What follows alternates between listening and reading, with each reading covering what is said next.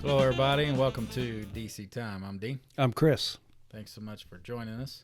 We got something a little different for you today. Chris brought me a video that I hadn't seen, and it's an awesome video. It stirs up the emotions for sure. So we're going to watch this video again here with you.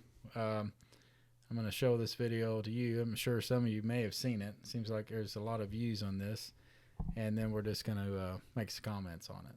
So with that, you got anything for the No, this is a powerful, emotional video, and I think it might be interesting, some comments afterwards. All right, let's get right to it. We're in Lexington, Kentucky, and the sentencing of Trey Alexander Relford. He's pled guilty to the 2015 murder and robbery of Salahuddin Jitmood, a 22-year-old who'd been delivering pizzas. Jitmood was making his final delivery of the night when Relford and two accomplices lured him into their apartment complex, then robbed and stabbed him to death. Do you swear or affirm that the testimony you're about to give will be the truth, the whole truth, and nothing but the truth? Yes, I do. Before Relford receives his sentence, the victim's father, Sambat Jitmood, a school principal and devout Muslim, speaks directly to the man who murdered his son. Trey Alexander Relford, I feel so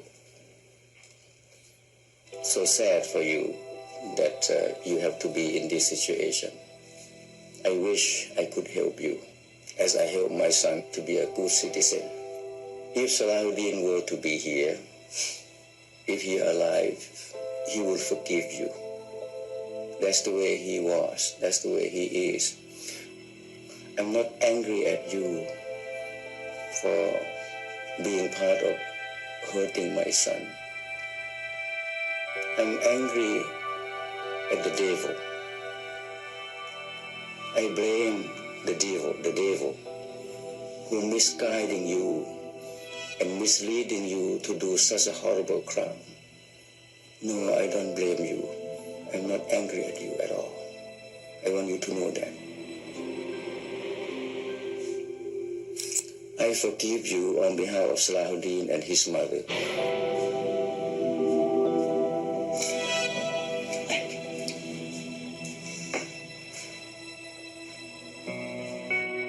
Before Judge Kimberly Bennell delivered her sentence, there was still one person left to speak. Mr. Relford, do you wish to make a statement? Yes, ma'am. I'm sorry about what happened that day. But I do applaud you, because it takes a powerful man to know that somebody has hurt them and do what you get up there and say what you just said. I have a child. She's 4. And I can imagine the hurt, the pain from what you learned.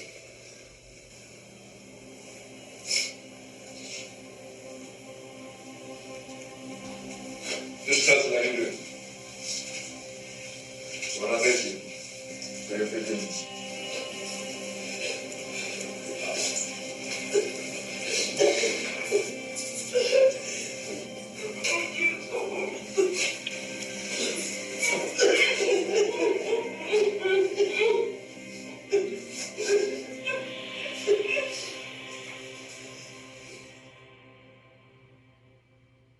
And now it's time for the judge to announce her sentence. Mr. Relford, an incredibly horrible event happened that has changed the lives of two families forever.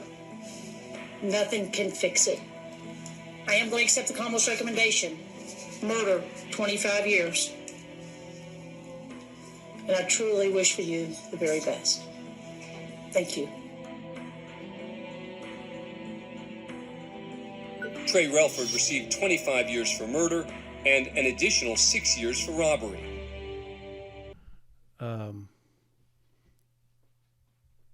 I don't think you can watch that and not try to put yourself, in that father's place. And could you do what he did? I don't. I think that's what people watch that, and the first thought is, I don't know if I could do that. Mm-hmm. And when I'm watching that, I'm believing with 100%. I think he's sincere. Mm-hmm. I think that's a sincere act on that man's behalf, and we're not even. It's not important to us that this was a Muslim. None of that really is what we're talking about. We're just talking about the act of forgiveness. Right. How powerful it is. Yeah, and how you pointed out the first time you showed me. And what's neat, if you haven't seen it, to go back through and watch that power, how it affects everybody in that courtroom, how it affects the judge, how it affects the families. It washes over all of them. Yeah. And that's what I ended up doing every time I watched it. I began scanning the people. Mm-hmm. One of his attorneys is losing it when he's hugging the father. It's incredible. I know. And powerful scene. It is powerful. And like I said, big picture, when we look at the world and we look at the tragedy and and how people are hurt by actions of others, by our own actions, all those things. And like I said, the kid that was part of killing this other man's son or whatever even happened, he knows he's thanking him for his forgiveness, but there's nothing there's nothing he can do.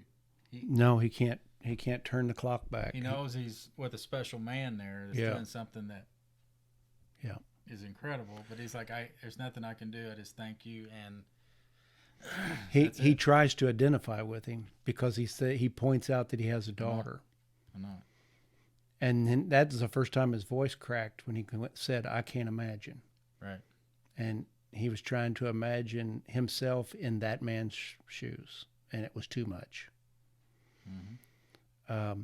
And that's like I was saying earlier, that's what you're going to do, is you're going to try and put yourself in that person's shoes, and don't beat yourself up over some of the thoughts and the things that you would struggle with being able to do or not being able to do. That's just incredible. And when we take it to the bigger picture, we take it to the cross and what was being played out there. Mm-hmm. How powerful those moments were and the effect it had on that audience. Mm-hmm. I can't imagine any of the disciples who were around watching.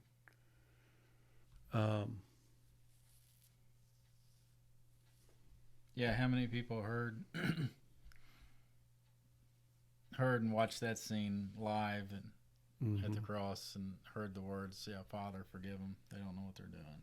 Because that would be a heartfelt thing, too, that was happening there. It wasn't just some line reread. It was sincerity Jesus of Christ. is in a different place. He's in a different realm above what's going on. Exactly. And you get a taste of that. This man, something he's risen to a different place. Yeah. To where he's seeing it. I mean, to witness to where the he's sincerity here. Yeah. Then you can look and go, it's just a very powerful scene and worth the time to watch and to recognize the power of forgiveness. You hear it all the time, like the father, the older gentleman, that forgiveness is as much for him as it was for the young man he was forgiving, because it allows him to move forward too. Mm-hmm. But wow. It is a wow. It's a. You pointed out too another thing.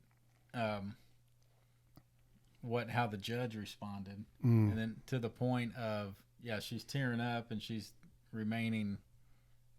She can't get caught up in the emotion of it, right. so she's doing her job.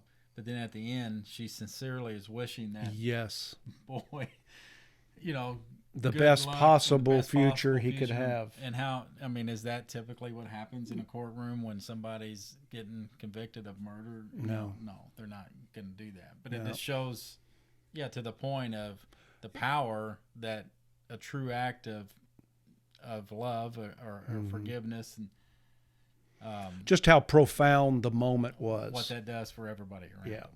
Yeah. So, it's just.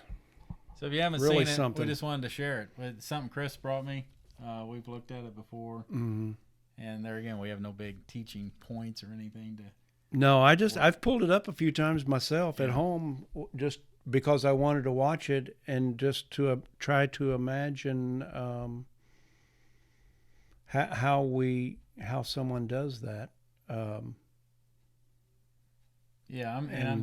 trying to see it big picture and see the power behind something, and not look at it from a thing of like I do. I got all those emotional. Oh, could I do that? Or, right. Or then you feel guilty that I couldn't do that. I know I can't do that.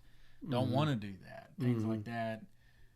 So it's not. We're not trying. No, to and show that off wasn't the or anything. point. It's not the point to bring that right. up. It's the point to see through all these feelings we have about ourselves, whether we can or can't. Right. Or again, that's not the point.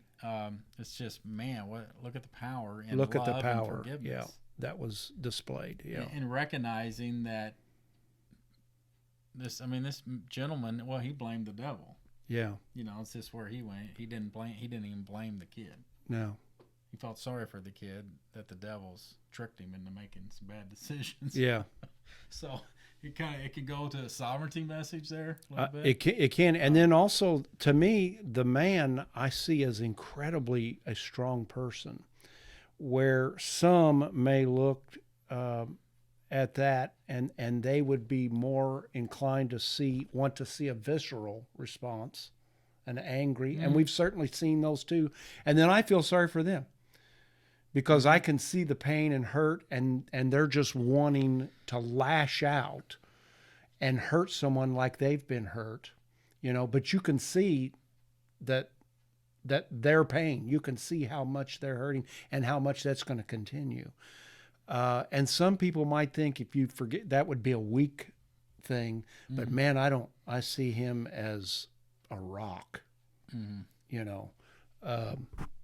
just incredible example of what forgiveness looks like. Right. And for there again to look forward to things to come and what all of God's creation is going to experience on levels way beyond this. Way beyond this. And we look forward to that when things are set right, because there is so much tragedy, and man, we can't set it right. We can't get things right. There's nothing, like he said, there's nothing we can do here.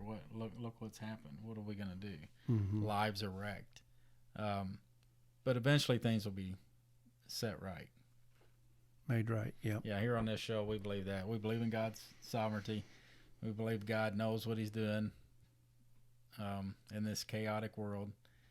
He's got a plan and a purpose for everybody. And eventually everybody's going to get there. Yeah, complete restoration of all his creation. Yeah. All right, well, that was something a little different. Yeah. But thanks for watching along with us. And hope you enjoy that. And look forward to the comments. Yep. Have a good week, guys. We'll see you again real soon.